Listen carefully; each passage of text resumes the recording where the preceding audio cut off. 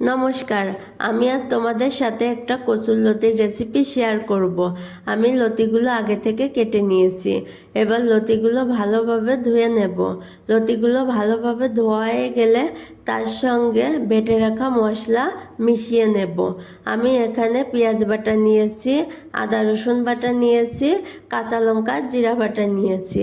তারপর পরিমাণ মতো লবণ হলুদ দিয়ে ভালোভাবে মাখবো। তারপর সরিষার তেল দিয়ে দেব। সরিষার তেল দিয়ে এবার চিংড়ি মাছটা দেব। আমি চিংড়ি মাছ আগে থেকে কেটে ধুয়ে রেখেছিলাম। এবার সব কিছুর সঙ্গে লতিগুলো খুব ভালোভাবে মাখতে হবে। দেখো এখনই কালারটা কত সুন্দর দেখাচ্ছে। এই রেসিপিটা খেতে তো আমার কাছে খুবই ভালো লাগে। তোমরা অবশ্যই বাড়িতে একবার ট্রাই করো এবং আমাকে জানিও তোমাদের কাছে রেসিপিটা কেমন লেগেছে। মাখানো হয়ে গেলে লতি আধা ঘন্টার জন্য ঢেকে রাখবো। তারপর আধা ঘন্টা পরে চুলায় কড়াই গরম হয়ে গেলে সরিষার তেল দিয়ে দেব। ফোড়নের জন্য জিরা দিয়ে দেব। আমি জিরাটা তুলে নেব, পরে বেটে লতির ভিতর দিয়ে দেব। এবার কয়েকটা তেজপাতা দেব।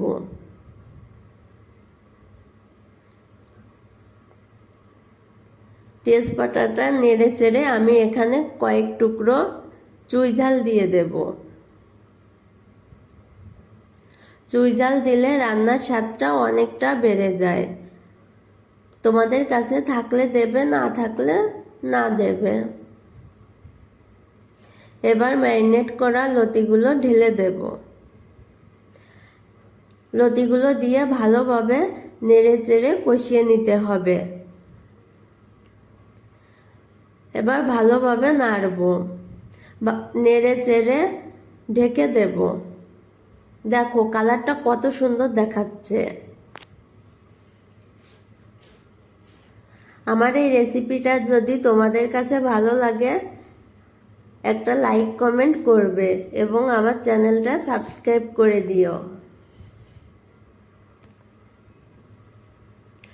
ঢাকনাটা তুলে আমি সামান্য পরিমাণ জল দেব। গামলাটা ধুয়ে খুবই সামান্য জল দেব। খুব বেশি জল দিলে লতিগুলো অনেক গলে যায়, খেতে ভালো লাগে না। আবার ঢেকে দেব।